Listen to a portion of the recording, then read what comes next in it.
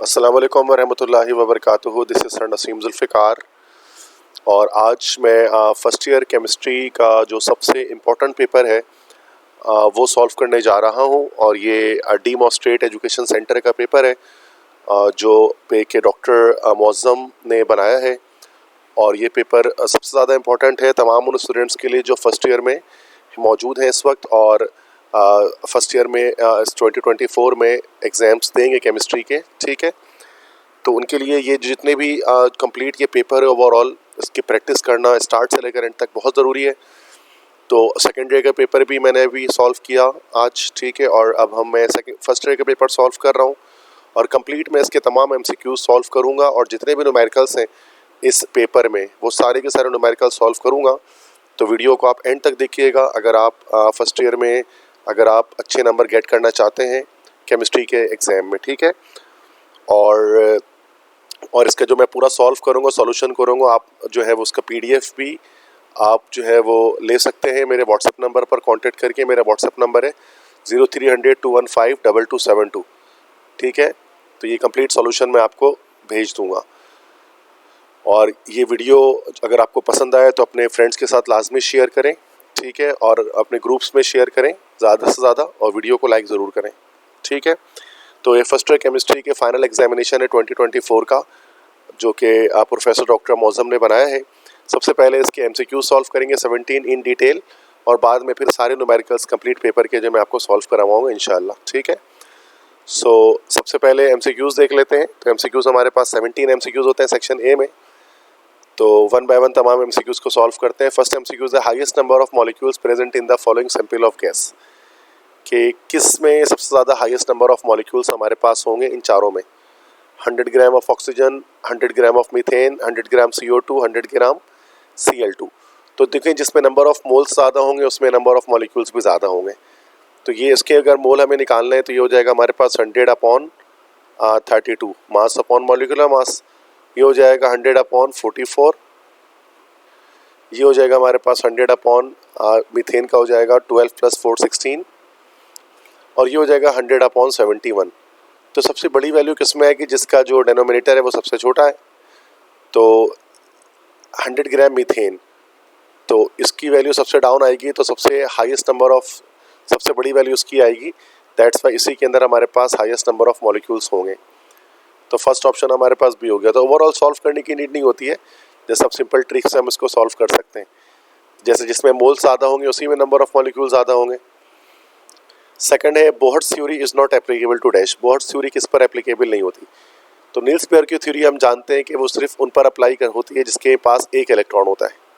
ठीक है, तो किस पर अप्लाई नहीं होगी? जिसके पास मोर देन 1 इलेक्ट्रॉन होंगे। एक से ज़्यादा इलेक्ट्रॉन अगर मौजूद हैं तो उस पर अप्लाई नहीं होगी बोहर्ट्ज़ थ्योरी। तो हाइड्रोजन के एटम में एक इलेक्ट्रॉन होता है, इस पर अप्लाई होती है। बी ऑप्शन है H+ आइन। H+ आइन में हमारे पास एक भी इलेक्ट्रॉन नहीं होता, 0 इलेक्ट्रॉन होते हैं, तो इस पर हमारे पास बोहर्ट्ज़ की थ्योरी अप्लाई नहीं होती। तो बी ऑप्शन करेक्ट हो गया। थर्ड है this is not the property of colloidal solution. इनमें से कौन सी कोलॉइडल सॉल्यूशन की प्रॉपर्टी नहीं है? ए टिंडल इफेक्ट, ये प्रॉपर्टी होती है। बी ब्राउनियन मोशन, ये भी होती है। सी इलेक्ट्रोफोरेसिस, ये भी होती है। डी है ट्रांसपेरेंट अपीयरेंस, ये नहीं होती। ठीक है, ट्रांसपेरेंट अपीयरेंस नहीं होती बल्कि इसके बरक्स क्या होती है, ये जो कोलॉइडल सॉल्यूशन होते हैं उनकी ट्रांसलूसेंट अपीयरेंस होती है। ट्रांसलूसेंट अपीयरेंस होती है। ट्रांसपेरेंट अपीयरेंस जो है वो सॉल्यूशन की हमारे पास होती है। ठीक है, बाकी Tyndall effect, Brownian motion, electrophoresis, ये सारी प्रॉपर्टीज़ हैं कोलॉइडल सॉल्यूशन की या कोलॉइड्स की। तो ये आपका चैप्टर नंबर 10 से MCQs आया है। फोर्थ है in which of the following cases the reaction nearly goes to completion. किसमें रिएक्शन जो है वो नियरली गोज टू कंप्लीशन होगा? तो जब Kc की वैल्यू हमारे पास कैसी होती है? Very high. अगर Kc की वैल्यू सबसे बड़ी होगी तो जो रिएक्शन होगा हमारा वो नियर टू कंप्लीशन होगा। तो हाईएस्ट Kc की वैल्यू यहाँ पर क्या है? बी ऑप्शन में 450000, मतलब 4,50,000। तो ये हमारे पास इसमें क्या होगा कि Kc की वैल्यू इतनी बड़ी होगी तो उसके मतलब reaction nearly goes to completion होगा। फिफ्थ MCQ है Linde's method is famous for the dash. तो ये चैप्टर 4 से MCQs है। लिंडेस मेथड किस वजह से किया जाता है? तो गैस लिक्विफेक्शन के लिए किया जाता है। इसमें हम गैस को लिक्विफाई करते हैं और ये जो लिंडेस मेथड होता है इसमें हम लोग जो है वो जूल थॉमसन्स इफेक्ट फॉलो करता है। ये जूल थॉमसन्स इफेक्ट पर ये बेस करता है, ठीक है। नेक्स्ट है 6th MCQs है, a colloidal solution which is made up of solid into gas is dash. Solid और गैस से मिलकर कौन सा कोलॉइडल सॉल्यूशन बनता है? Fog, smoke, jelly, milk. Milk में तो देखा लिक्विड सॉलिड होता है, ठीक है। जेली भी नहीं हो सकता क्योंकि जेली में भी लिक्विड मौजूद होता है। बाकी स्मोक और फॉग, ठीक है। सॉलिड का गैस में मिल जाना, तो ये हमारे पास स्मोक इसकी एग्जाम्पल होगी, ठीक है। 7th है hydrogen bonding is not involve in dash. Hydrogen bonding किसमें नहीं होती? तो हाइड्रोजन बॉन्डिंग किसमें होती है पहले तो हमें ये पता होना चाहिए। हाइड्रोजन बॉन्डिंग तब होती है जब हाइड्रोजन मिलता है FON इनमें से किसी एक एलिमेंट के साथ, तो उसमें हाइड्रोजन बॉन्डिंग होती है, ठीक है। और यहाँ पर लिक्विड HF, इसके अंदर हाइड्रोजन बॉन्डिंग होगी, बिल्कुल होगी। लिक्विड मीथेन इसके अंदर नहीं होगी, क्योंकि मीथेन में आप देख सकते हैं कि हाइड्रोजन कार्बन के साथ जुड़ा है, दैट्स वाई इसमें हाइड्रोजन बॉन्डिंग नहीं होगी। अब चूंकि ये नॉन पोलर नेचर का है मीथेन, तो इसके अंदर हमारे पास जो है वो LDF मौजूद होगा, मतलब लंडन डिस्पर्जन फोर्सेस। 8th है फॉर द रिएक्शन दिस। अब देखो रिएक्टेंट के मोल्स हमारे पास 1 मोल है और प्रोडक्ट साइड पे हमारे पास जो है वो 2 मोल्स हैं। तो प्रोडक्ट के मोल ज़्यादा हैं रिएक्टेंट से, तो Kp is greater than Kc होगा। तो Kp is greater than Kc। 9th है this pair of gases has same rate of diffusion at STP। Molecular weight जिसका सेम होगा तो उसकी सेम रेट ऑफ डिफ्यूजन होगी। अब यहाँ देखिए C3H8 और CO2, ये आंसर हमारे पास बी ऑप्शन करेक्ट हुआ। रीज़न क्या है? चूँकि C3H8 ये भी हमारे पास 44 AMU आएगा, जबकि कार्बन डाइऑक्साइड भी 44 AMU आता है, और जाहिर सी बात दोनों के मॉलिक्यूलर मास सेम है तो दोनों सेम रेट से डिफ्यूज करेंगे। 10th है the sum of mole fraction of solute and solvent is always equal to 1 हो जाएगा इसका, क्योंकि XA प्लस XB हमेशा 1 के बराबर होता है। तो सॉल्यूट का मोल फ्रैक्शन हमारे पास है XA और सॉल्वेंट का मोल फ्रैक्शन होता है XB, तो ये दोनों हमेशा इक्वल टू 1 होता है, ठीक है। जब भी इसके ऐड हम करते हैं XA और XB को, ये X1 प्लस X2 भी कह सकते हैं, एक ही बात है।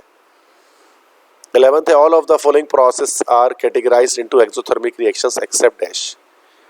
इसमें से सारे प्रोसेस एक्सोथर्मिक रिएक्शन है सवाई किसके? देखिए कंबस्टन जो हमारे पास है ये तो एक्सोथर्मिक है, ए ऑप्शन। न्यूट्रलाइजेशन ये भी एक्सोथर्मिक है, ऑक्सीडेशन भी एक्सोथर्मिक होता है, तो बच गया हमारे पास डिकम्पोजिशन। तो थर्मल डिकम्पोजिशन रिएक्शन जो हमारे पास होती है this is actually endothermic reaction, जिसमें हीट एनर्जी एब्जॉर्ब होती है, तो दैट्स वाई हमारा डिकम्पोजिशन, डी ऑप्शन करेक्ट हो जाएगा। 12th है the intermediate face lying between solid and liquid phase is called dash. तो ये हमारा होता है लिक्विड क्रिस्टल, जो लिक्विड और सॉलिड के इन बिटवीन होता है। 13th at constant pressure the heat of a system is represented by. तो कांस्टेंट प्रेशर पर हमें पता है कि हीट ऑफ अ सिस्टम को हम डेल्टा H से शो करते हैं, चेंज इन एंथैल्पी, तो ये डी ऑप्शन करेक्ट हो जाएगा। 14th है the decomposition of H2O2 is inhibited by. H2O2 की रिएक्शन को अगर हमें स्लो डाउन करते हैं तो नेगेटिव कैटलिस्ट के लिए हम लोग ग्लिसरीन इस्तेमाल करते हैं, बी ऑप्शन। तो ये आपका चैप्टर 9 से MCQs आया है फ्रॉम केमिकल काइनेटिक्स, ठीक है। नेक्स्ट है 15 है K plus is iso electronic with. Iso electronic का मतलब क्या होता है? आइसो इलेक्ट्रॉनिक का मतलब होता है same number of electrons, same number of electrons. तो सेम नंबर ऑफ इलेक्ट्रॉन्स किस में आएंगे? इन चारों में से। तो K प्लस पे पहले हम देखते हैं K प्लस पे कितने इलेक्ट्रॉन होते हैं? हमारे पास 18 इलेक्ट्रॉन होते हैं, और Cl-1 पर भी 18 इलेक्ट्रॉन होंगे, तो हमारा ए ऑप्शन ही हमारा करेक्ट हो जाएगा। चूंकि Cl पे वैसे 17 होते हैं, -1 हो गया तो ये 18 इलेक्ट्रॉन इसमें भी आ गए हमारे। 16th है which one is the example of buffer solution. Buffer solution के एग्जाम्पल क्या है? जिसमें वीक एसिड के साथ उसका स्ट्रॉन्ग बेसिक सॉल्ट होता है, या वीक बेस के साथ स्ट्रॉन्ग एसिडिक सॉल्ट होता है। तो एग्जाम्पल में हमारे पास बफर में क्या आ जाएगी? दिस विल बी NH4OH और NH4Cl। ये हमारे पास एक वीक बेस है और इसका एक स्ट्रॉन्ग एसिडिक सॉल्ट है, तो ये हमारा बफर सॉल्यूशन होता है। और ये जो बफर ये वाला जो बनता है this is actually called acidic buffer. तो ये एसिडिक बफर सॉल्यूशन हमारे पास कहलाता है। 17 तक quantum number values for 3s orbital. तो n की वैल्यू तो बेटा 3 आ गई और l की वैल्यू s के लिए 0 आ गई। तो ये ढूंढ ले कौन सा आंसर हो जाएगा इसमें। n की वैल्यू 3 l इक्वल टू 0, तो ये हमारा डी ऑप्शन करेक्ट हो जाएगा। ठीक है बेटा, तो ये 17 MCQs थे, ये मैंने यहाँ पर अब डिटेल में सॉल्व कर दिया, आपको एक्सप्लेन भी कर दिया। सिर्फ आंसर्स आपको नहीं देखने होते कि आंसर क्या है, बल्कि आंसर क्यों आ रहा है, इसके रीजंस भी आपको पता होने चाहिए। तो अगर कोई MCQs अगर चेंज भी आ गया तो आप इसको कर सकते हैं इजीली। ठीक है, इसके बाद बाकी देखें सेक्शन बी और सेक्शन सी में आपको दिखा देता हूँ स्लोली। ये सेक्शन बी है, ठीक है, और इसके बाद ये हमारे पास सेक्शन सी स्टार्ट हो गया, डिटेल्ड आंसर क्वेश्चन। ठीक है, अब इस कंप्लीट पेपर को मैं सॉल्व करूंगा, इसमें जितने भी न्यूमेरिकल्स हमें दिख रहे हैं वो सारे सॉल्व करूंगा। ठीक है, तो ये हमारे पास फर्स्ट न्यूमेरिकल, इसका क्वेश्चन 2 में हमारे पास आ रहा है इस पेपर का। Aluminium carbide is a hard solid and used as an abrasive in cutting tools. It is prepared by reaction of carbon and aluminium at elevated temperature. Reaction दिया हुआ है, if 216 gram carbon and 540 gram aluminium are reacted together for the reaction, determine the mass of Al4 series formed and also determine the limiting reactant। तो limiting reactant का ये सवाल है, इसमें क्या होता है बेटा, हम दो जो है ना वो हम 2 बार इस क्वेश्चन को हमें करना पड़ता है। ठीक है, तो दोनों रिएक्टेंट से हम क्या करेंगे कि वेट को हम कैलकुलेट करेंगे। तो यहाँ पे मैं एक लाइन ड्रॉ कर देता हूँ ताकि मैं एक एक करके दोनों के लिए वर्कआउट कर सकूँ। तो पहले मैं जो यहाँ पर सॉल्यूशन करते हैं, तो देखिए इक्वेशन को दोबारा से लिखेंगे 3C + 4Al और रिएक्शन करके बना हमारा Al4C3। तो पहले हम देखते हैं कार्बन कितना एल्यूमिनियम कार्बाइड हमारा बना रहा है, तो C और Al4C3 से होगा। फिर हम देखेंगे कि 3C + 4Al और ये रिएक्शन एरो करके बना हमारा Al4C3, और इसमें हम देखेंगे कि एल्यूमिनियम कितना एल्यूमिनियम कार्बाइड बना रहा है। ठीक है, तो 1 बाय 1 करना पड़ेगा। तो सबसे पहले यहाँ से देख लेते हैं, 3C है ना, तो 12 3 36 36 ग्राम हमारे पास जो कार्बन होगा ये बना रहे कितना Al4C3। इसका मॉलिक्यूलर मास निकाल लेते हैं हम लोग। एल्यूमिनियम का 27 होता है, 27 × 4, 27 × 4 हो गया प्लस 12 × 3 हो गया, ये हमारे 144 ग्राम।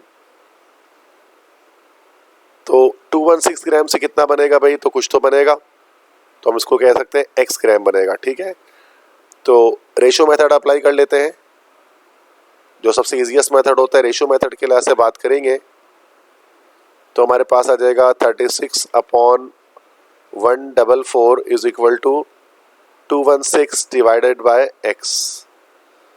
ठीक है जी, और 36x ये बराबर हो जाएगा 216 मल्टीप्लाई बाय 144, और x बराबर हो जाएगा 216 multiply by 144 and this will be divided by 36। तो अब हम इसको कैलकुलेट कर लेते हैं। तो 216 मल्टीप्लाइड बाय 144 डिवाइडेड बाय 36, ये आ गया हमारा 864।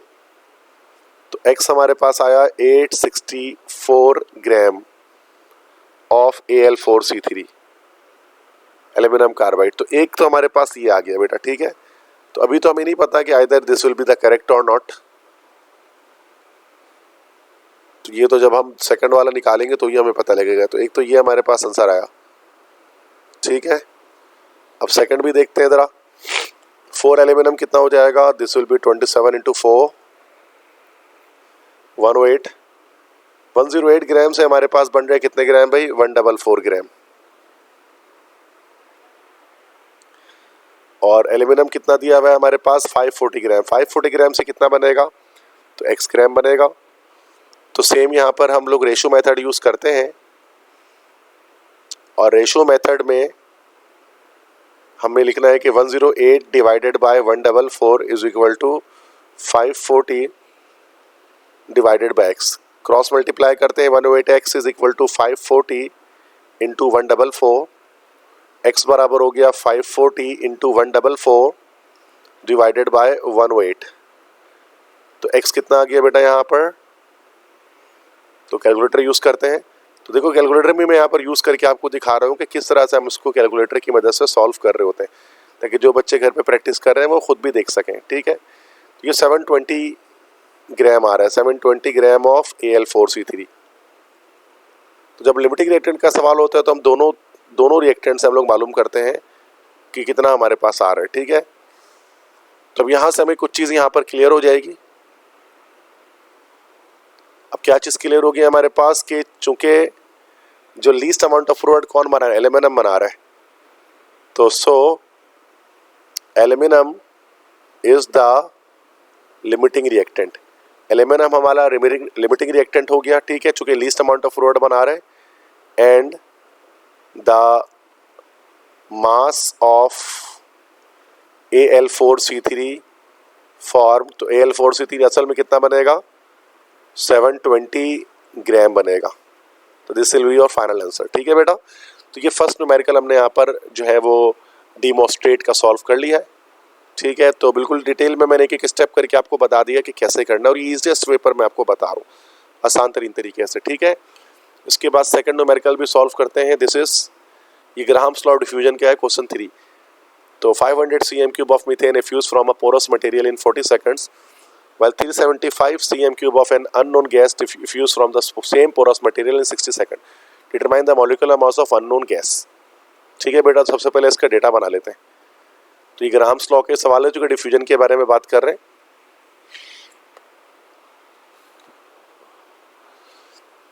तो वॉल्यूम दिया हुआ है बेटा मीथेन का, कितना दिया हुआ है? CH4 का वॉल्यूम 500 cm³। टाइम कितना ले रहा है मीथेन? T ऑफ CH4 हमारे पास ये आ गया, दिस इज 40 सेकेंड। जबकि एक और गैस है, अननोन गैस है, जिसका वॉल्यूम है Vx कह देते हैं अननोन गैस को, 375 cm³ है। और वो कितना टाइम ले रहा है? टाइम कितना ले रहा है? x ये दिस इज टेकिंग 60 सेकेंड्स। और आपको बताना क्या है कि मॉलिक्यूलर मास उस x का कितना है। ठीक है बेटा, तो ये हमारे पास इसका डेटा हमारा बना। अब आते हैं इसकी सॉल्यूशन करते हैं। तो जब हम इसको सॉल्व करेंगे तो ग्राहम्स लॉ लगाएंगे। ग्राहम्स लॉ क्या कहता है कि volume of methane divide by time taken by methane multiply by time taken by gas x divide by volume of gas x is equal to molecular mass of x divide by molecular mass of methane. ठीक है, ये formula लग जाएगा। तो volume methane का कितना है बेटा? 500 डिवाइडेड बाय टाइम कितना ले रहा है मीथेन? 40 सेकेंड। x वाला गैस कितना टाइम ले रहा है भाई? Tx दिया हुआ, ये रहा हमारा Tx, दिस इज 60 सेकेंड्स। और Vx हमारे पास कितने हैं? This is 375 is equal to molecular mass निकालना है x का, तो mx को ऐसे ही छोड़ देते हैं, और मीथेन का हमारे पास आ जाएगा 16। ठीक है, तो पहले ये ओवरऑल ये लेफ्ट साइड का सॉल्व कर लेते हैं। This is 500 multiply by 60 divided by 40 multiply by 375, ये आ गया हमारे पास 2 इज इक्वल टू, अच्छा यहाँ पर आ जाएगा फिर अंडर रूट mx ओवर 16। अब रूट हटाना है यहाँ पर, तो हम लोग क्या कर लेंगे? स्क्वायरिंग बोथ साइड कर लेते हैं। स्क्वायरिंग बोथ साइड जब हम करेंगे ये हमारे पास हो जाएगा 4 is equal to mx upon 16। ठीक है, तो mx कितना आ जाएगा हमारे पास? दिस इज 16 इंटू 4, और व्हेन वी मल्टीप्लाई 16 इंटू 4 तो क्या आ जाएगा हमारे पास? This is 64। तो जो गैस x है वो हमारे पास 64 ग्राम 64 AMU, उसका हमारे पास क्या होगा? मॉलिक्यूलर वेट होगा। तो this is your final answer. ठीक है, तो ये जो आपका आया, this is your final answer. mx निकालना था। ठीक है, तो आपने देख लिया किस तरह से हमने इस न्यूमेरिकल को सॉल्व किया बाय यूजिंग दिस फार्मूला।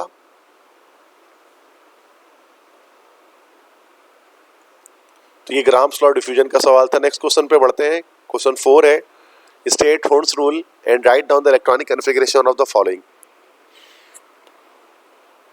तो इलेक्ट्रॉनिक कॉन्फ़िगरेशन करने के लिए आप सबसे पहले तो आप वो बना लिया करें ना कि एनर्जी डायग्राम बना लिया करें, एनर्जी का ऑर्डर आप लिख लिया करें। इसका तरीका आप सब जानते हैं, मैं हर बार बताता हूँ कि पहले 1 से लेकर आप 7 तक लिख लें, फिर इन सब के साथ आप क्या कर लें बेटा, एस लगा दें।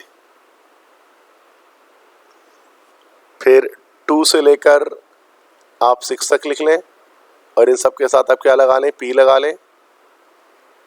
फिर 3 से लेकर 5 तक लिख लें, इन सब के साथ आप क्या लगा लें, डी लगा लें। फिर 4F हो जाता है। इस तरह के एक ट्रायंगल हमारे पास बन जाता है। फिर हम यहाँ पर क्रॉस पे कट कर देते हैं, क्रॉस कटिंग करते हैं, तो ये इस तरह से क्रॉस कटिंग हो जाएगी हमारे पास। और इसी ऑर्डर पे हम क्या करते हैं, इलेक्ट्रॉन्स को फिल करते हैं, मतलब पहले 1s फिर 2s फिर 2p फिर 3s, इस तरह से। तो हम सबसे पहले देख लेते हैं पहला वाला मॉलिब्डेनम।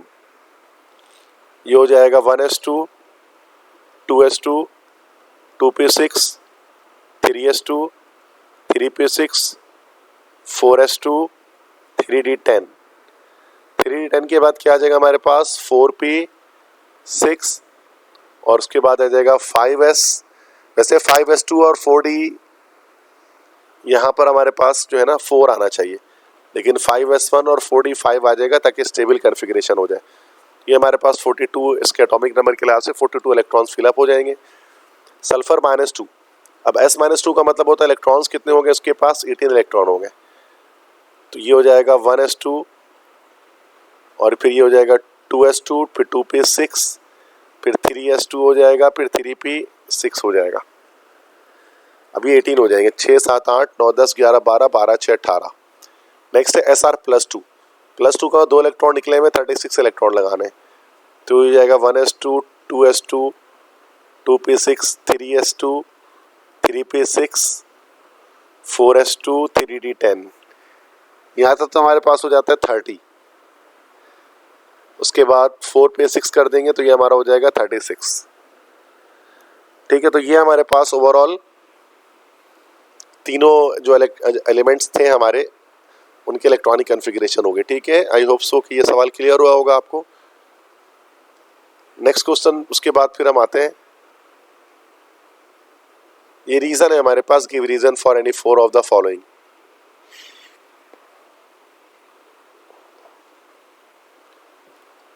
तो रीजन में है हमारे पास, रीजन के शॉर्ट आंसर्स मैं आपको बता देता हूं। फर्स्ट है bond dissociation energy of HCl is higher than Cl2 because HCl has partial ionic character. HCl में पार्शियल आयनिक कैरेक्टर होगा, चूंकि प्लस चार्ज यहाँ आ गया, यहाँ नेगेटिव चार्ज आ गया, चूंकि डिफरेंट एटम्स है। While Cl2 has no ionic character, क्योंकि Cl2 में कोई आयनिक कैरेक्टर नहीं होगा, चूंकि ये नॉन पोलर बॉन्ड हमारे पास है, इस वजह से बॉन्ड एनर्जी ज्यादा तब होती है जब आयनिक कैरेक्टर बढ़ता है। ठीक है। Second, evaporation causes cooling. Evaporation cooling process होता है, क्यों? चूंकि हाई कैनेटिक एनर्जी वाले जो मॉलिक्यूल्स होते हैं, हाई कैनेटिक एनर्जी मॉलिक्यूल्स, वो क्या करते हैं बेटा, एस्केप्स आउट, फरार हो जाते हैं, escapes out from the surface of liquid. Liquid के सरफेस से वह फरार हो जाते हैं, इसकी वजह से एवापोरेशन से कूलिंग कॉज होती है। नेक्स्ट क्वेश्चन है, graphite is a conductor of electricity. Graphite conductor क्यों होता है? Because it contains a free electron, चूंकि इसमें फ्री इलेक्ट्रॉन्स होते हैं कार्बन के पास। नेक्स्ट है, powdered marble reacts more vigorously with HCl than the chunk of marble. चूंकि जब पाउडर्ड मार्बल होता है तो उनका ग्रेटर सरफेस एरिया होता है, has a greater surface area than chunk of marble. और जब सरफेस एरिया आपको पता है ज्यादा होता है तो सूरत में स्पीड ऑफ रिएक्शन भी फास्ट होती है। लास्ट है, molecular solids possess low melting point. Molecular solids की मेल्टिंग पॉइंट लो क्यों होती है? ठीक है, क्योंकि मॉलिक्यूलर सॉलिड्स जो है ना आर बॉन्डेड थ्रू, वो किस तरह से बॉन्डेड होते हैं? Are bonded through van der वाल फोर्सेस। तो वैन डर वाल फोर्सेस के थ्रू वो बॉन्ड होते हैं, विच आर वीकर बॉन्ड्स, जो कि वीकर बॉन्ड्स होते हैं, जिसकी वजह से क्या होता है कि इनकी लो मेल्टिंग पॉइंट होती है, आराम से मेल्ट हो जाते हैं ये। ठीक है बेटा, तो ये हमारे पास शॉर्ट में मैंने बता दिया ये जो पांचों रीजंस हैं उनके आंसर्स। ठीक है, तो they are so easy, not very difficult, इनको आप याद रख लें इसी तरह से। नेक्स्ट इसके बाद है क्वेश्चन 8 है, draw a molecular orbital diagram of oxygen molecule and determine its bond order. तो ये हमारे पास चैप्टर 3 से जो है वो आया है, मॉलिक्यूलर ऑर्बिटल डायग्राम बनाना है। तो मैंने लेफ्ट साइड पे यहाँ पहले से ऑलरेडी बनाई हुई है, तो इसको हम लोग कहते हैं जो डायग्राम बनी हुई है, this is molecular orbital diagram oxygen gas की। ठीक है, वो इस तरह से बनती है ओवरऑल। तो ये हमारे पास मॉलिक्यूलर ऑर्बिटल डायग्राम बन जाएगी। इसके बाद बॉन्ड ऑर्डर निकालना है। बॉन्ड ऑर्डर बराबर किसके होता है कि bond N B minus N A, मतलब जितने इलेक्ट्रॉन्स बॉन्डिंग मॉलिक्यूलर ऑर्बिटल में उससे माइनस कर देंगे जितने electrons anti bonding molecular orbital में, और डिवाइड कर देंगे 2 से। अब देख सकते हैं बॉन्डिंग में इसमें 10 इलेक्ट्रॉन आ रहे हैं। ये जो है ना नीचे ये बॉन्डिंग होता है 2 2 4 तो 6, ठीक है 6 यहाँ पर हो गए। उसके बाद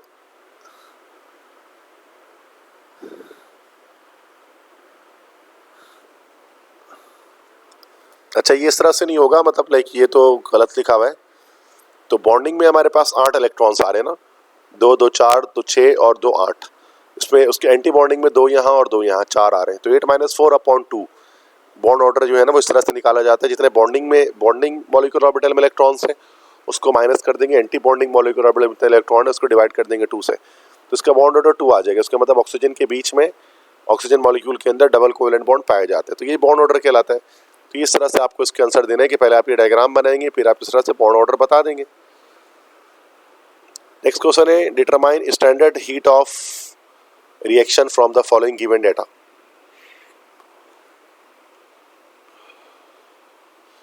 गिवन डेटा से स्टैंडर्ड हीट ऑफ रिएक्शन हमें मालूम करनी है। अच्छा, इस क्वेश्चन के अंदर इक्वेशन भी गिवन होगी ना, मैंने इक्वेशन नहीं लिखी थी, तो इक्वेशन इसके अंदर गिवन है। ओसवाल्ड प्रोसेस कहलाता है ये for the production of nitric acid. उसमें ये एक स्टेप होता है, फर्स्ट स्टेप। तो इसकी मदद से हमें गिवन डेटा की मदद से heat of reaction, standard heat of reaction निकालनी है। तो उसका एक फॉर्मूला हमारे पास होता है कि डेल्टा H नॉट, ये बराबर किसके हो जाएगा। तो सबसे पहले तो हम लोग यहाँ कर्ली ब्रैकेट लगाते हैं, ठीक है।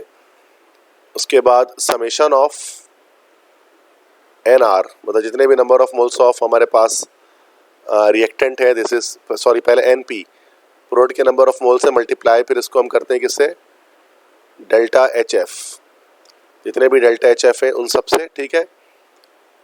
तो ये हमारे पास होता है, फिर इसको हम लोग माइनस कर देते हैं किससे, summation of NR into delta HF, जो रिएक्टेंट के जितने भी प्रोडक्ट मतलब रिएक्टेंट के जितने भी डेल्टा HF हैं, ठीक है इससे। तो इस तरह से हम लोग जो है वो heat of reaction, standard heat of reaction निकाल लेते हैं। अब डेल्टा H नॉट देखो किस तरह से निकालेंगे यहाँ पर।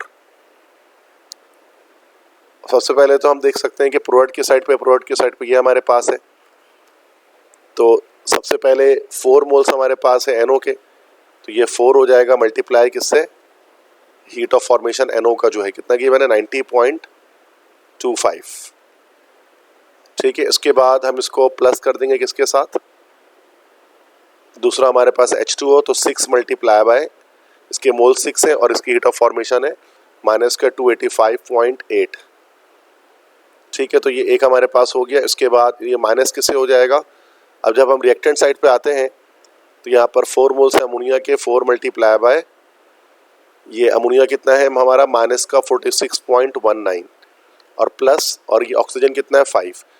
और हम सब जानते हैं कि जो फ्री स्टेट पे जो एलिमेंट्स होते हैं ना उनके लिए जो हीट ऑफ फॉर्मेशन की वैल्यू होती है वो हमेशा 0 होती है, तो यहाँ पर 0 से मल्टीप्लाई हो जाएगा ये। अब डेल्टा H नॉट हमारे पास किसके बराबर आ जाएगा, इसको हम सॉल्व करना पड़ेगा अब हमें, तो थोड़ी वर्किंग चाहिए इस पर। तो ये हो जाएगा सबसे पहले तो 4 × 90.25, उसके बाद प्लस 6 × माइनस का 285.8। पहले हम इसको इतना सॉल्व कर लेते हैं, -1353.8। अब ये माइनस किससे हो रहा है, this is simply 4 into minus का 46.19, तो ये आ जा रहा है माइनस का 184.76। ठीक है, अब हम ये माइनस का 1353.8 है और ये माइनस माइनस प्लस हो गया तो प्लस का 184.76 है, तो ये हमारे पास आंसर आ गया माइनस 1169.04।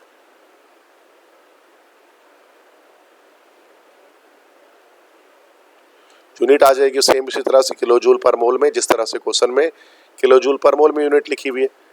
तो ये हमारे पास इसका फाइनल जो है वो आंसर हो जाएगा। ठीक है, तो दिस इज माइनस का 1169.04 किलो जूल पर मोल। तो ये स्टैंडर्ड हीट ऑफ रिएक्शन आ गई हमारे पास। ठीक है, तो इसके लिए आपको just you need to remember this one formula. तो ये फार्मूला आपको इसमें रिमेंबर करना पड़ेगा। तो ये जो फार्मूला हम यूज़ करते हैं ना, तो ये फार्मूला आपको याद रखना पड़ेगा।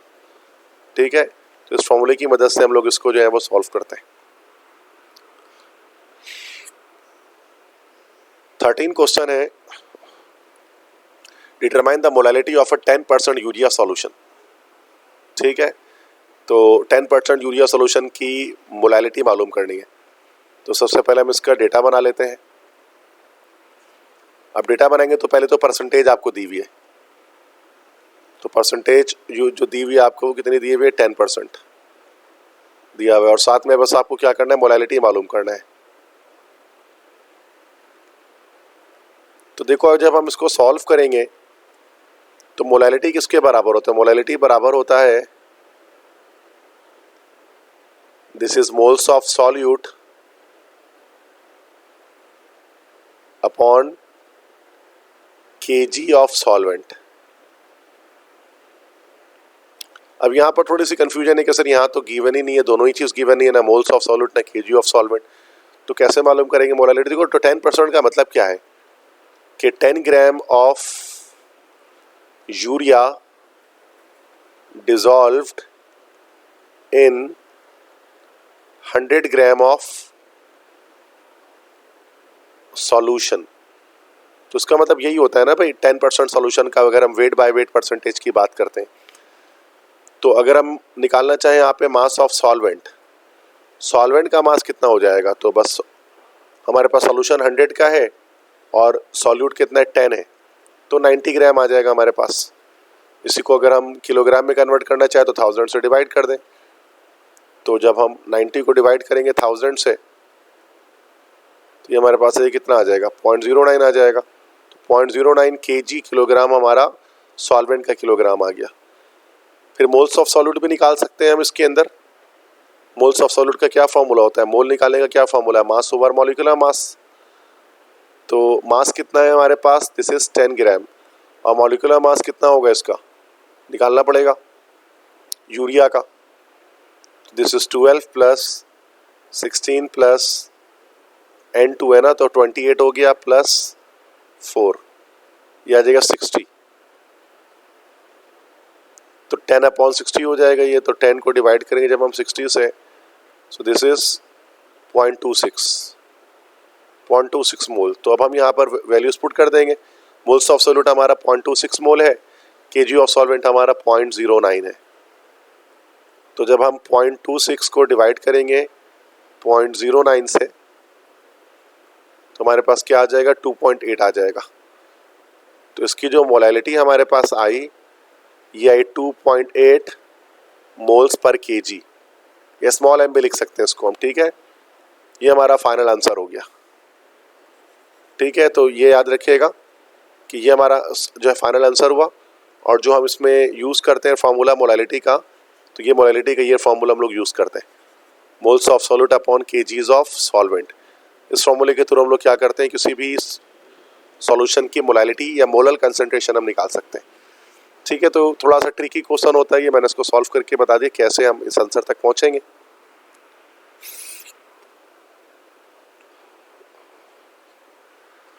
नेक्स्ट क्वेश्चन हमारे पास प्रिसिपिटेशन का क्वेश्चन है कि should AgCl precipitate from a solution prepared by mixing 400 ml of 0.01 molar NaCl and 600 ml of 0.03 molar silver nitrate और KSP ऑफ AgCl हमारे पास गिवन है। तो अब इस क्वेश्चन को किस तरह से सॉल्व किया जाएगा? तो देखो हमें यहाँ पर सबसे पहले क्या करना है, आयनिक प्रोडक्ट हमें यहाँ पर निकालना पड़ेगा। तो जो हमारा आयनिक प्रोडक्ट होगा ये बराबर किसकी होगा, Ag प्लस की concentration multiply by Cl minus की कंसंट्रेशन की। और यह Ag प्लस की कंसंट्रेशन किस तरह से निकलेगी कि जो भी हमारे पास जो वॉल्यूम है किसका, अब Ag प्लस आ रहा है हमारे पास कहाँ से, this is coming from silver nitrate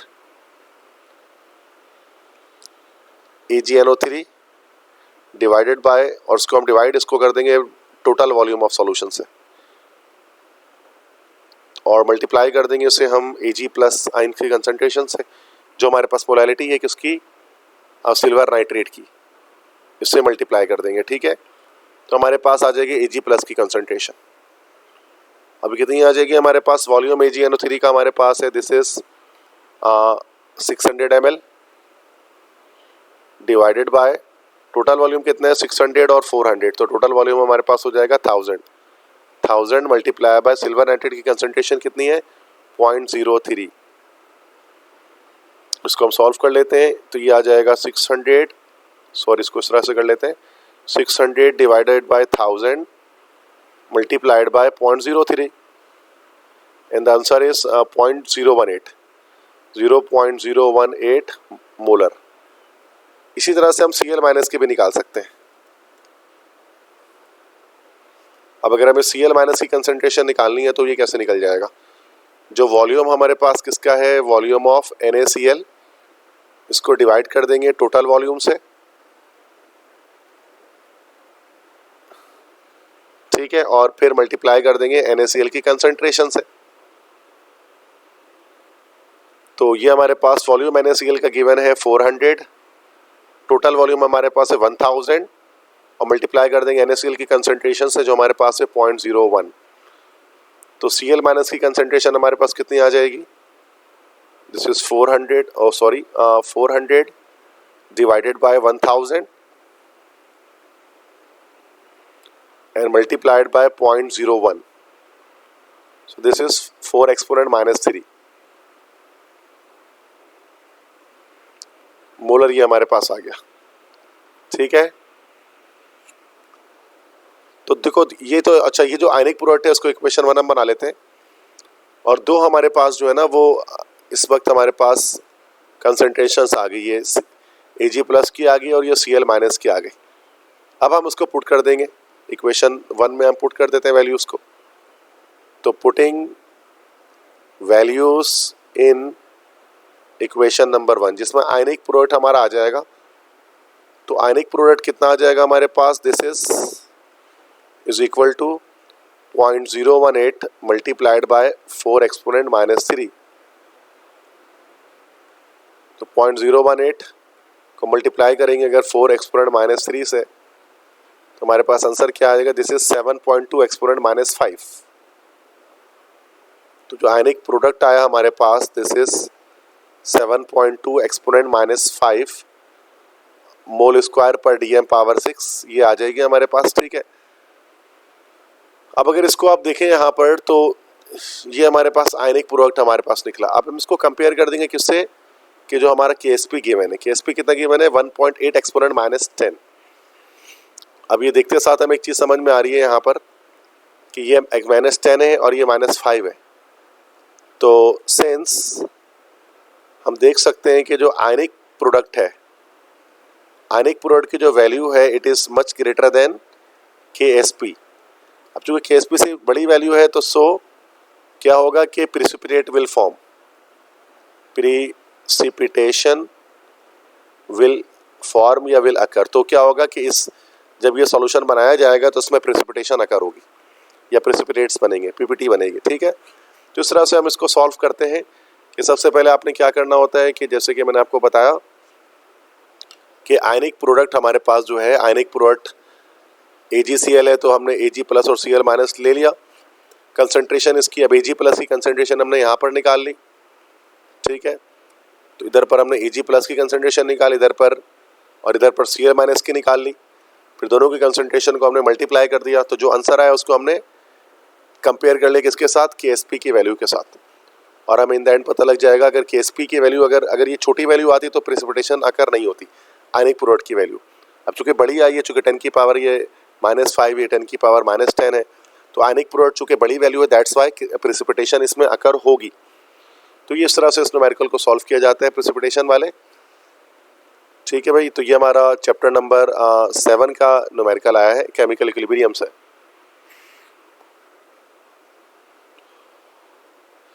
next question हमारे पास आ रहा है ऑर्डर ऑफ रिएक्शन से, जो हमारा चैप्टर नंबर 9 में होता है केमिकल काइनेटिक्स में, कि एक रिएक्शन दिया हुआ है, ऑर्डर ऑफ रिएक्शन बताना है एंड रेट कांस्टेंट भी बताना है। ठीक है, तो ऑर्डर भी बताएं, रेट कांस्टेंट भी बताएं। तो पहले ऑर्डर बताएंगे फिर रेट कांस्टेंट बताएंगे। ठीक है, तो देखो किस तरह से बताते हैं, बहुत इजी होता है ये। तो ऑर्डर पहले तो ए के रिस्पेक्ट से बताते हैं, order of reaction with respect to capital A. तो कैपिटल ए के रेस्पेक्ट से क्या ऑर्डर आएगा पहले हम ये देख लेते हैं। तो हम एक चीज़ देख सकते हैं कि ये हमारे पास रेफरेंस है कि जब कैपिटल ए को जब हम डबल कर रहे हैं तो रेट ऑफ रिएक्शन क्या हो जा रहा है, 3 से मतलब 12 तक चले जा रहा है, मतलब 4 टाइम्स हो जा रहा है, 3 4 = 12। तो तो हम इसमें इस तरह से लिखते हैं ना कि when concentration of capital A is doubled, तो उससे क्या हो रहा है, then rate of reaction becomes कितनी हो जा रही है, ये 4 टाइम्स हो जा रही है। तो उससे हमें ये पता लग रहा है कि जो रेट ऑफ रिएक्शन है it is directly proportional to concentration A का स्क्वायर। ठीक है, तो ए के रेस्पेक्ट से तो हमने देख लिया कि ये सेकंड ऑर्डर के रिएक्शन हो गया। अब इसी चीज़ को हम लोग बी के रेस्पेक्ट से देखते हैं, order of reaction with respect to B. B के रेस्पेक्ट से जो बी रिएक्टेंट उसके रेस्पेक्ट से ऑर्डर ऑफ रिएक्शन क्या आएगा। तो अब देखो, अब बी के लिहाज से देखेंगे तो जब हम इसको 3 टाइम्स कर रहे हैं, तो ये जब 3 टाइम्स कर रहे हैं तो ये की भी 3 3 9, तो ये भी 3 टाइम्स हो जा रहा है, सेम रेट से बढ़ रहा है। तो when concentration of B becomes 3 times, जब ये 3 टाइम्स हो रहा है, then capital R also becomes 3 times. तो कैपिटल आर भी क्या हो रहा है बेटा, 3 टाइम्स हो जा रहा है। इस समय पता लग रहा है कि जो रेट ऑफ रिएक्शन है बी के रेस्पेक्ट से उसमें बस सेम रेट से बढ़ रहा है, तो मतलब rate of reaction is directly proportional to concentration of B. तो ये हमारा जो है वो बी के मतलब बी के रेस्पेक्ट से फर्स्ट ऑर्डर रिएक्शन आ रहा है। अगर हम यहाँ ओवरऑल ऑर्डर ऑफ रिएक्शन अगर हम यहाँ पर हम निकालना चाहें तो वो क्या निकल जाएगा, तो capital R is directly proportional to concentration of A का स्क्वायर और कंसंट्रेशन ऑफ बी। तो ऑर्डर ऑफ रिएक्शन यहाँ पर ओवरऑल ऑर्डर क्या निकल जाएगा, दैट इज 2 + 1 = 3, मतलब ये रिएक्शन हमारा थर्ड ऑर्डर का है। इस तरह से उन्होंने ये एक आंसर तो हमारे पास ये आ गया कि ऑर्डर ऑफ रिएक्शन जो आपने मालूम कर लिया, एक आंसर तो हमारे पास ये आ गया। इसके बाद आपसे rate of reaction, rate constant भी पूछ रहे हैं कि रेट कांस्टेंट भी बताइए। अब रेट कांस्टेंट कैसे बता सकते हैं हम, हमें पता है कि रेट ऑफ रिएक्शन बराबर हो गया के कंसंट्रेशन ऑफ ए का स्क्वायर और ये बी। किसी भी एक रिएक्शन प्रोसेस को देखते हुए, फर्स्ट वाले को देखते हुए निकाल लेते हैं। तो के निकालना है तो के, तो रेट ऑफ रिएक्शन के बराबर किसके हो जाएगा, के बराबर हो जाएगा कंसंट्रेशन ऑफ ए का स्क्वायर, इसके बाद बी और नीचे आ जाएगा कैपिटल आर। तो के बराबर हो जाएगा ए का स्क्वायर, ए हमारे पास 0.1 है तो 0.1 का स्क्वायर, बी क्या है 0.1 है, और divide by rate of reaction क्या आ रहा है 3 एक्सपोनेंट -3। कितना आगे बेटा, ये इसको कर लेते हैं सॉल्व। 0.1 का square multiply by 0.1 divided by 3 exponent -3, तो ये हमारे पास हो गया 0.3। तो कैपिटल के की वैल्यू आ गई, रेट कांस्टेंट की वैल्यू आ गई 0.3। यूनिट क्या निकलेगी, चूंकि थर्ड ऑर्डर रिएक्शन है तो यूनिट भी मैं इसके निकाल कर दिखा देता हूँ आपको। तो यूनिट किस तरह से निकाली जाएगी इसकी,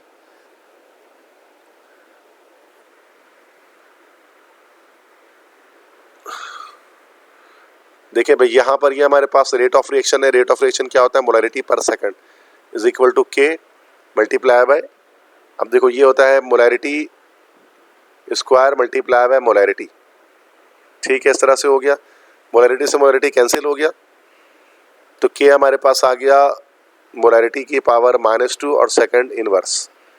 तो ये हमारे पास फाइनल आंसर आ जाएगा यूनिट के साथ। ठीक है, तो दो आंसर्स हमने यहाँ पर निकाले। एक तो रेट कांस्टेंट मालूम किया कैपिटल के, ये जो कैपिटल के यहाँ पर हमने मालूम किया, ये असल में क्या होता है? दी कैपिटल के ही हमारे पास कहलाता है, this is known as rate constant. ठीक है, तो ये होप्स हो कि आपको ये क्लियर हुआ होगा कि दोनों किस तरह से निकाला मैंने, किस तरह से order of reaction find out किया और किस तरह से हमने यहाँ पर जो रेट कांस्टेंट है वो फाइंड आउट किया है।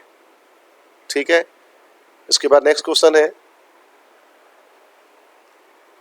तो state the law of mass action. तो ये तो स्टेटमेंट है। Explain the use of KC in predicting the extent of reaction, ये भी थ्योरेटिकल चीज़ें लिखने वाली है। If KC for the given reaction है 727 degree centigrade is 4.2 into exponent -3 calculate its KP. KC given है, आपको केपी बताना है, तो इसमें फॉर्मूला लगेगा एक, तो वो हम इसमें देख लेते हैं। पहले हम इसमें डेटा बना लेते हैं।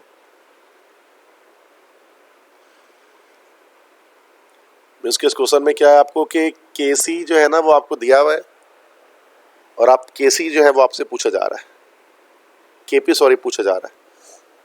ठीक है, जब हम इसका डेटा बनाते हैं तो यहाँ देखो क्या क्या चीज़ें गिवन है हमें यहाँ पर केसी की वैल्यू गिवन है, दिस इज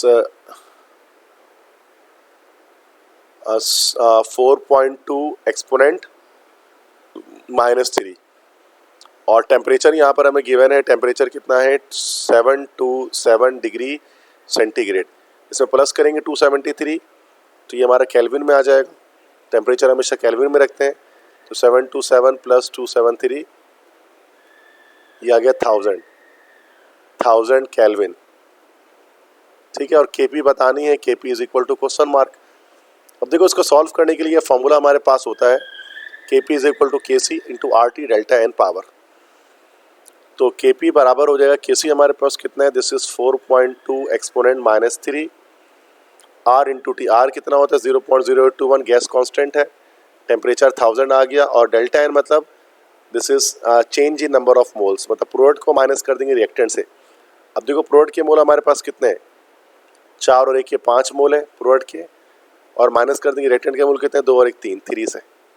तो केपी हमारे पास ओवरऑल जब हम इसको सॉल्व करेंगे तो आ जाएगा। तो इसको देख लेते हैं, this is 4.2 exponent -3 then 0.0821 multiply by 1000 और उसके ऊपर पावर क्या आ जाएगा हमारा 5 - 3 स्क्वायर आ जाएगा, तो 28.30 ये हमारे पास आ जाएगा केपी। अच्छा, केपी की यूनिट भी निकल सकती है अगर हम निकालना चाहें तो देखो ये चूँकि एटीएम हमारे पास है ना, ये एटीएम है 4 और 1, एटीएम की पावर 5 हो गई है, डिवाइडेड बाय ये नीचे हमारे पास रिएक्टेंट होगा एटीएम का क्यूब, तो 5 - 3 स्क्वायर हो जाएगा, तो एटीएम स्क्वायर यहाँ पर इसकी यूनिट निकल जाएगी, and this will be your final answer.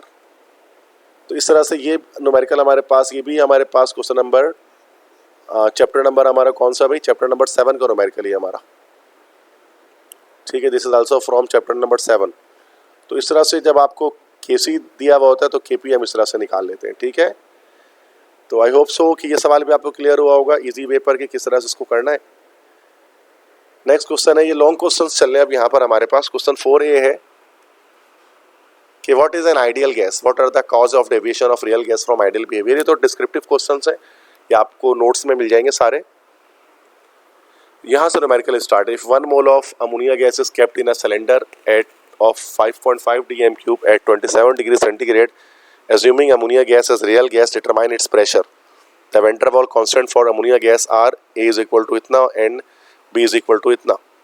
ठीक है, तो सबसे पहले तो देखो जो भी क्वेश्चन इसका डेटा बन जाएगा। ठीक है, तो क्या कह रहे हैं कि 1 mole of ammonia gas, number of mole हमारे पास जो दिया जा रहा है 1 मोल अमोनिया गैस का, kept in a cylinder, volume दिया गया इसका 5.5 डेसीमीटर क्यूब, टेम्परेचर दिया गया है 27 डिग्री सेंटीग्रेड, प्लस कर देंगे 273, यह हो जाएगा हमारे पास 300 kelvin. Assuming ammonia gas as a real gas determine its pressure, pressure बताना है, कैपिटल P बताना है, और वैन वाल कांस्टेंट दिया गया है अमोनिया गैस के लिए, स्मॉल a की वैल्यू दी गई है 4.17 atm dm की पावर 6 मोल -2, ये यूनिट है इसकी, और b की जो वैल्यू दी गई है 0.0371 dm क्यूब, और मोल इनवर्स हमारे पास ये दे दिया गया है। ठीक है, अब हम अगर इसको सॉल्व करते हैं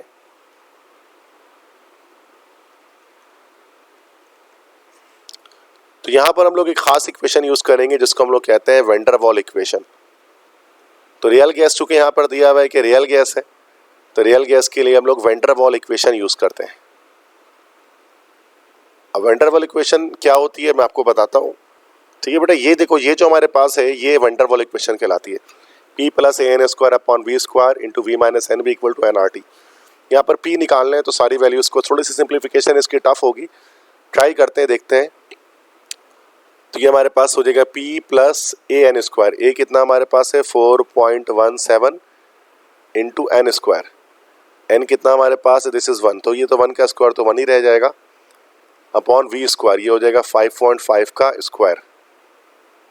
तो ये तो एक हमारे पास जो है पोर्शन बन गया। देन उसके बाद नेक्स्ट ब्रैकेट है v - nb, that is 5.5 - nb, n मतलब 1, 1 को तो छोड़ ही दो, b हमारे पास है 0.0371 is equal to nRT, n तो 1 हो गया, उसको छोड़ दें, 0.0821 मल्टीप्लाइड बाय टेम्परेचर कितना हमारे पास है 300, तो ये हो जाएगा P प्लस, ये पूरा ओवरऑल सॉल्व कर लेते हैं उसको। ठीक है, तो ये हो जाएगा 4.17 डिवाइडेड बाय 5.5 का स्क्वायर,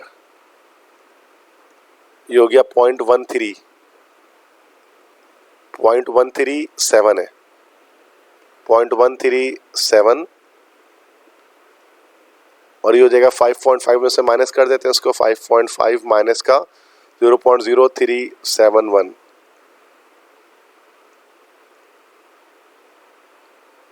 ये हो जाएगा 5.4629, 5.463 कर देते हैं उसको, इज इक्वल टू, इन दोनों को मल्टीप्लाई कर देते हैं, ये हो जाएगा 0.0821 मल्टीप्लाई बाय 300, ये आ गया हमारे पास कितना भाई 24.63। अब देखो ये जाकर डिवाइड हो जाएगा नीचे, P is equal to 24.63 divided by 5.463, और ये जो प्लस का है ना ये माइनस हो जाएगा 0.137, तो हमारे पास प्रेशर कुछ ना कुछ आ जाएगा, देख लेते हैं। दिस इज 24.63 डिवाइडेड बाय 5.463 और माइनस 0.137, ये आ गया हमारे पास 4.371 यूनिट आ जाएगी उसमें ATM, एटमॉस्फेयर। तो ये हमारे पास फाइनल आंसर हो जाएगा एज पर वैन डर वाल इक्वेशन। हमने यहाँ पर इसको सॉल्व कर लिया, तो कितना मुश्किल नहीं है, बस ये फॉर्मूला जो है ना वैन डर वाल इक्वेशन का, ये जो सब फॉर्मूला है ये आपको याद रखना पड़ेगा। ठीक है, तो ये इस तरह से हमने क्वेश्चन 4A था ये, मतलब डिमोस्ट्रेट कोचिंग सेंटर के जो पेपर सॉल्व कर रहे हैं उसका। तो ये कंप्लीट, इसको अगर आपको PDF चाहिए तो मैं सारे ये इस कंप्लीट PDF भी आपको प्रोवाइड कर दूंगा। व्हाट्सएप नंबर आपके पास यकीनन है मौजूद, डिस्क्रिप्शन पे भी आपको मिल जाएगा, यहाँ पर भी मैं दोबारा से लिख देता हूँ, मेंशन कर देता हूँ कि मेरा व्हाट्सएप नंबर है 0300-215-2272। तो अगर आप चाहते हैं कि ये कंप्लीट PDF मैं इस पे पूरे पेपर की भेज दूँ तो इस नंबर पर आप मुझे व्हाट्सएप करें। ठीक है, तो ये मेरा अपना पर्सनल नंबर है। लास्ट क्वेश्चन करूंगा, balance the following equation by ion electron method, जिसमें एसिडिक और बेसिक दो मीडियम पे बैलेंस करने। पहले एसिडिक करा देता हूँ, ये ज़्यादा आसान होता है। अब इसमें हमारे पास बेटा स्टेप्स होते हैं, स्टेप बाय स्टेप हमें करना पड़ता है। ठीक है, सबसे पहले स्टेप नंबर 1 होता है। स्टेप 1 में हम क्या करते हैं, स्प्लिट करते हैं इक्वेशन को दो पार्ट्स में, स्प्लिट इक्वेशन इनटू 2 पार्ट्स। दो पार्ट्स में इक्वेशन को स्प्लिट करेंगे। अब वो किस तरह से किया जाएगा, जैसे MnO4 माइनस है, ये हमारे पास कन्वर्ट हो गई किसमें बेटा, Mn+2 में। ठीक है, और NO2 माइनस है, ये कन्वर्ट किस में हो गया, NO3 माइनस में। ये हमारे पास फर्स्ट स्टेप हो गया। देन इसके बाद सेकंड स्टेप पे क्या करेंगे, स्टेप 2 में बैलेंस ऑल एलिमेंट्स, तमाम एलिमेंट्स को बैलेंस करेंगे सवाए 2 एलिमेंट्स के, एक्सेप्ट ऑक्सीजन एंड हाइड्रोजन। अच्छा वो ऑलरेडी बैलेंस है तो इस स्टेप में हम कुछ भी नहीं करेंगे, क्योंकि मैंगनीज बैलेंस है, नाइट्रोजन बैलेंस है। डायरेक्ट स्टेप नंबर 3 में आएंगे। स्टेप 3 में क्या करते हैं, बैलेंस करते हैं हाइड्रोजन को, पहले बैलेंस करते हैं ऑक्सीजन को। बैलेंस ऑक्सीजन, और ऑक्सीजन को कैसे बैलेंस करते हैं, बाय एडिंग H2O, वाटर लगा कर बैलेंस करते हैं। ठीक है, तो करते हैं बैलेंस अब इसमें। अब देखो MnO4 माइनस है और यहाँ Mn+2 है। अब यहाँ 4 ऑक्सीजन की कमी है तो 4H2O लगा दिया। इसी तरह से NO2 माइनस है और ये हमारा NO3 माइनस है।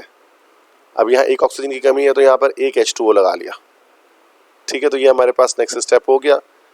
इसके बाद स्टेप नंबर 4 हम लोग करते हैं। स्टेप 4 में क्या करते हैं, अब बैलेंस करते हैं हम लोग हाइड्रोजन को, बैलेंस हाइड्रोजन। अब हाइड्रोजन को बैलेंस कैसे करते हैं, बाय एडिंग H+ आइन, H+ लगाकर बैलेंस करते हैं। जितने भी हाइड्रोजन चाहिए उतना H+ हम लगा लेते हैं। इसके लिए इक्वेशन बार बार दोबारा से लिखना पड़ता है। MnO4 माइनस, ये बना Mn+2 + 4 वाटर। अब देखो यहाँ पर 8 हाइड्रोजन है तो यहाँ पर हमने 8 H+ लगा लिया। इसी तरह से NO2 माइनस प्लस H2O, ये बना NO3 -1। अब 2 हाइड्रोजन हो तो यहाँ पर हमने जो है वो 2 H+ लगा लिया। ठीक है, इसके बाद स्टेप 4 के बाद अब सबसे मेन स्टेप आता है स्टेप 5। सबसे ज़्यादा बच्चे गलतियाँ स्टेप 5 में करते हैं। स्टेप 5 में क्या करते हैं हम लोग, बैलेंस करते हैं चार्जेस को। बैलेंस चार्जेस कैसे बैलेंस करते हैं चार्जेस को, बाय एडिंग इलेक्ट्रॉन, इलेक्ट्रॉन्स को ऐड करके। अब यहाँ देखो 8 H+ है प्लस MnO4 माइनस और रिएक्शन एरो, ये हो गया हमारा Mn+2 प्लस का 4 H2O, और नीचे वाली इक्वेशन में है NO2 माइनस प्लस H2O और ये बना NO3 -1 प्लस 2H पॉजिटिव। सबसे पहले तो हमें ये चेक करना होता है कि चार्जेस हैं कितने कितने। पहले मैं चार्जेस लिख लेता हूँ। देखो ये +8 यहाँ पर हो गया, -1 यहाँ, यहाँ +7 चार्ज है, यहाँ +2 चार्ज है। तो यहाँ चार्ज ज़्यादा है, वहाँ कम करेंगे। तो अगर यहाँ पर 5 इलेक्ट्रॉन हम लगा ले, दोनों तरफ चार्ज जो है ना वो +2 हो जाएगा। इसी तरह से यहाँ चार्ज -1 है और यह -1 + 2 मतलब ये हो गया हमारा +1 चार्ज। ठीक है, तो अब यहाँ -1 चार्ज था और यहाँ पर -1 और +2 +1 चार्ज है। जहाँ चार्ज ज़्यादा है वहाँ पर कम करेंगे। तो अगर यहाँ पर अगर हम 2 इलेक्ट्रॉन्स लगा लेते हैं तो -2, तो ये दोनों तरफ -1 चार्ज हमारा बन जाएगा। तो ये इस तरह से चार्जेस बैलेंस हो जाएंगे। इसके बाद लास्ट स्टेप होगा स्टेप नंबर 6 के ऐड बोथ इक्वेशन। दोनों इक्वेशंस जो हमने अब लिखी स्प्लिट की थी ना, दोनों को ऐड कर देंगे एंड कैंसिल आउट इलेक्ट्रॉन, और इलेक्ट्रॉन्स जो है वो उनको हम लोग कैंसिल आउट कर देंगे। ठीक है, अब इलेक्ट्रॉन्स कैंसिल आउट किस तरह से होंगे, किसी नंबर से मल्टीप्लाई करके। जैसे ये 5 है ना, तो और ये, तो इसको अगर हम 2 से मल्टीप्लाई कर दें इक्वेशन को, और इस इक्वेशन को मल्टीप्लाई कर दें किससे भाई, 5 से कर दें, तो दोनों 10 इलेक्ट्रॉन्स हो जाएंगे। तो चार्जेस क्या होंगे कि फिर हम बैलेंस मतलब कट आउट कर सकते हैं, इलेक्ट्रॉन्स को कैंसिल आउट हो जाएंगे वो एडिशन करते हुए। तो हम पहले इसको 2 से मल्टीप्लाई किया तो ये 16H+ हो गया, प्लस ये 2 MnO4 माइनस हो गया, प्लस ये हो गया 10 इलेक्ट्रॉन, ये हो गया 2 Mn+2 और ये हो गया 8 H2O, और नीचे 5 से मल्टीप्लाई किया तो ये हो गया 5 NO2 माइनस प्लस 5 H2O, ये बना 5 NO3 -1 plus 10H+ plus 10 electron. अब इसमें देखो क्या होगा, इलेक्ट्रॉन से इलेक्ट्रॉन कैंसिल आउट हो जाएंगे। अब ये हमारे पास ये इलेक्ट्रॉन से इलेक्ट्रॉन कैंसिल आउट हो गया। अब H+ भी देखो ये 10H+ है, इसको कैंसिल करेंगे, यहाँ पर 6H+ रह जाएगा, यहाँ 5H2 इसको कैंसिल कर देंगे। तो ये 6H+ हो गया प्लस 2 MnO4 माइनस हो गया प्लस 5 NO2 माइनस हो गया, ऐड कर देना है ना, तो 2Mn + 2 हो गया, प्लस अब देखो 8 में से 5 निकाला, एक 3H2O बच गया, प्लस 5NO3 -1। अब देखिए इक्वेशन हमारे पास बैलेंस हो गया होगा, 6 hydrogen 6 hydrogen, 2 manganese 2 manganese, nitrogen 5, oxygen 4 2 8, 8 और 10 18 हो गया, और यहाँ पर देखिए 5 3 15 और 3 + 3 18। तो ये रिएक्शन हमारे पास कैसा हो गया बेटा, बैलेंस्ड हो गया। तो इस तरह से सिंपली उस मेथड से हम क्या कर सकते हैं, बैलेंस कर सकते हैं एसिडिक मीडियम में। अब थोड़ा सा बेसिक मीडियम में थोड़ा सा काम एक्स्ट्रा होता है, एक स्टेप एक्स्ट्रा बढ़ जाता है, वो यहाँ पर बताया था। एक क्वेश्चन बेसिक मीडियम में भी आएगा, एक एसिडिक में आएगा, आपका सेक्शन सी में ये सवाल मस्ट आएगा। ठीक है, स्कीम ऑफ पेपर मैंने आपको सॉल्व किया हुआ, उसमें कंप्लीट डिटेल बताई हुई है कि कौन से क्वेश्चन आएंगे, किस तरह से आएंगे। ठीक है, इसमें भी सारे स्टेप्स वैसे ही करेंगे हम लोग। ठीक है, तो सबसे पहले हमारे स्टेप 1 होगा कि split equation into 2 parts. Split equation into 2 parts, 2 parts पे स्प्लिट करेंगे इक्वेशन को। तो CrOH3 है, ये हमारा बन रहा है CrO4 -2, और ClO3 माइनस है, ये बन रहा है Cl -1।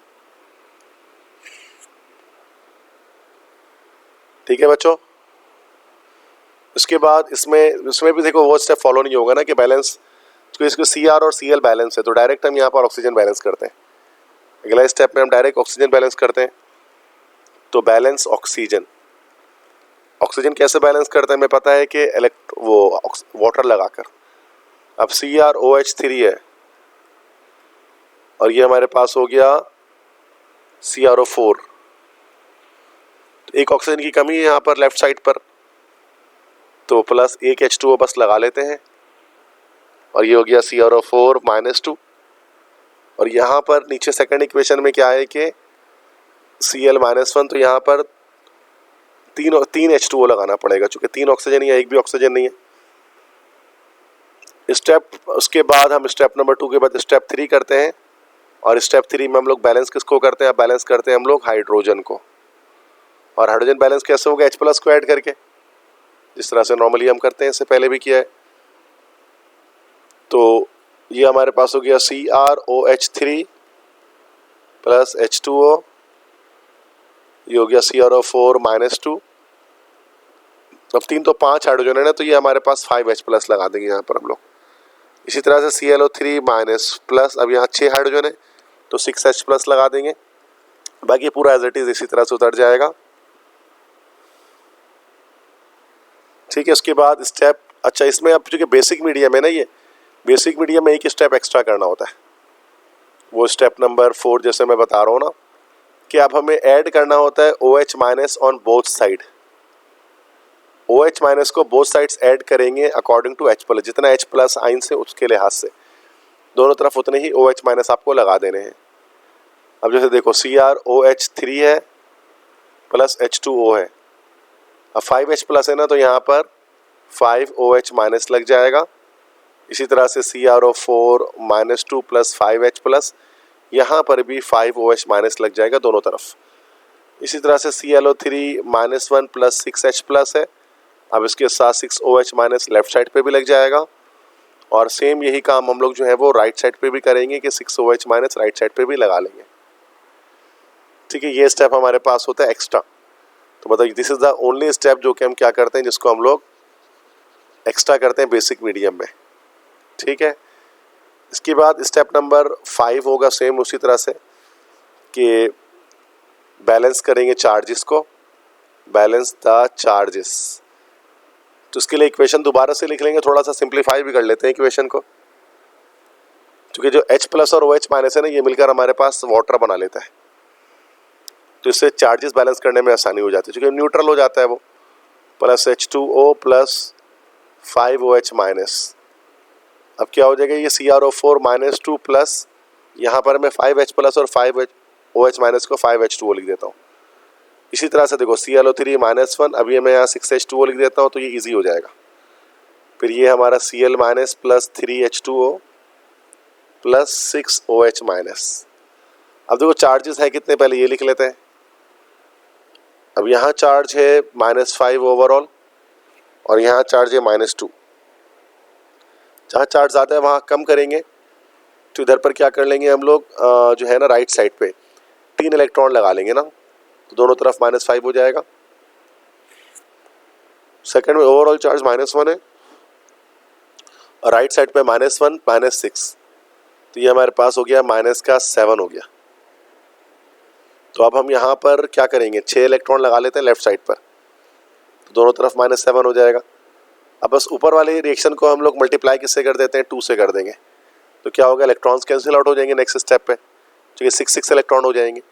तो लास्ट स्टेप उसके बाद हमारे पास हो जाएगा स्टेप नंबर 6, हमारे पास हो जाएगा ऐड बोथ इक्वेशन, दोनों इक्वेशन को ऐड करें and cancel out electron, electron को कैंसिल कर दें। तो ये हमारे पास हो गया 2CrOH -3 हो गया, मतलब 2 से पूरा मल्टीप्लाई हो रहा है, 2CrOH3 प्लस ये हमारे पास हो गया 2H2O प्लस 10OH माइनस, ये हो गया 2CrO4 -2 प्लस का 10H2O प्लस का 6 इलेक्ट्रॉन, ठीक है। नीचे यहाँ पर हमारे पास क्या हो जाएगा, सेम रह जाएगा इसी तरह से, 6 electron plus ClO3 minus plus का 6H2O और ये हमारे पास बन गया Cl माइनस प्लस का 3H2O, पूरा ये तो इसी तरह से उतर गया ना, 6OH माइनस। अब यहाँ पर हम क्या करेंगे, दोनों को चूंकि अलजेब्रिक एडिशन करनी है, तो एक हॉरिजॉन्टल लाइन में यहाँ पर ड्रॉ कर देता हूँ। उसके बाद नीचे मैं फाइनल आंसर इसमें लिख देता हूँ, जो चीज़ें हमारे पास बच गई वो चीज़ें लिख देते हैं। तो इलेक्ट्रॉन से इलेक्ट्रॉन तो कैंसिल आउट हो गया, ठीक है। और भी चीज़ें कैंसिल आउट कर सकते हैं, जैसे यहाँ पर 6 + 2 8 ऑक्सीजन है ना, और यहाँ पर 10 + 3 13 है, तो 8 ऑक्सीजन यहाँ से हटा लेते हैं। इसे यहाँ से 6OH है तो यहाँ 6OH हटा लेते हैं, यहाँ पर माइनस हो जाएगा 10OH से, तो ये हो जाएगा 2CrOH3 प्लस का ClO3 माइनस, उसके बाद प्लस का, अब देखो 6 था ना और यहाँ से 10 माइनस हो गया, तो ये हमारे पास 10 में से 6 माइनस किया तो 4OH माइनस बचा, रिएक्शन एरो, ये हो गया हमारा 2CrO4 माइनस 2 प्लस, अब देखो यहाँ पर 8 था और यहाँ पर 13 है, 13 में से 8 को माइनस करेंगे, तो जब हम 13 में से 8 माइनस करें तो ये हमारे पास कितना हो रहा है, 5 हो रहा है, plus 5H2O plus Cl minus. अब देखते हैं इक्वेशन बैलेंस है कि नहीं, 2 क्रोमियम बैलेंस है, क्लोरीन एक बैलेंस है। ऑक्सीजन की बात, हाइड्रोजन की बात करते हैं, 4 इधर और 3 × 6 इधर 10, और यहाँ पे भी 10 बैलेंस है। ऑक्सीजन देख लेते हैं, 3 × 6 6 + 3 6 7 8 9 हो गया, 9 + 4 13, और यहाँ देखते हैं 4 2 8 8 + 5 8 9 10 11 12 13, ठीक है। तो ये इक्वेशन हमारे पास ओवरऑल बैलेंस हो गई, ठीक है। तो ये इक्वेशन हमारे पास बैलेंस इक्वेशन आ गई। तो बेसिक मीडियम में बेटा इस तरह से बैलेंस करना होता है, ठीक है। तो ये ओवरऑल हमने ये दोनों बैलेंसिंग कर ली, एसिडिक मीडियम में भी, बेसिक मीडियम में भी। तो आई होप सो कि आपको ये लेक्चर जो है वो समझ में आया होगा ओवरऑल, ठीक है। और अगर आपको मेरे लेक्चर पसंद आया तो लाजमी मेरे लेक्चर को जो है वो, मैंने आपके लिए इतनी मेहनत की, देखें तकरीबन 1 घंटे 8 मिनट का ये लेक्चर बना है, ठीक है। तो लाजमी आप कुछ काम करें कि आप मेरे चैनल को सब्सक्राइब करें, ठीक है, वीडियो को लाइक करें और अपने तमाम फ्रेंड्स के साथ इस पेपर को जो है वो शेयर करें, ठीक है। और अगर आपको PDF चाहिए मेरे टारगेट पेपर की, या मेरे नोट्स बनाए हुए चाहिए आपको, या इस जो पेपर अभी मैंने सॉल्व किया उसका PDF चाहिए, तो व्हाट्सएप नंबर मेरा है 0300 215 2272। इस पर आप मुझसे व्हाट्सएप करें, मैं आपको जो है वो सेंड करूँगा with a very small amount of charges, ठीक है। कंप्लीट सॉल्यूशन मैं आपको भेज दूँगा। और बेस्ट ऑफ लक तमाम स्टूडेंट्स को अपने फर्स्ट ईयर केमिस्ट्री के पेपर के लिए। तो ये मैंने इतनी मेहनत इसलिए की इस पेपर में, जो कि काफ़ी इंपॉर्टेंट पेपर है ये, इससे अच्छे खासे चीज़ें आपकी आ सकती हैं बोर्ड एग्जाम के अंदर, ठीक है। तो बस मुझे अपने दुआओं में याद रखिएगा, ख़ास दुआओं में, और अपना बहुत सारा ख्याल रखिएगा। अल्लाह ताला आप तमाम बच्चों को अच्छे नंबर से कामयाब करे, आप सब के सब केमिस्ट्री के अंदर 85 आउट ऑफ 85 मार्क्स से जो है वो कामयाबी हासिल करें। ठीक है, थैंक यू सो मच, अल्लाह हाफिज़।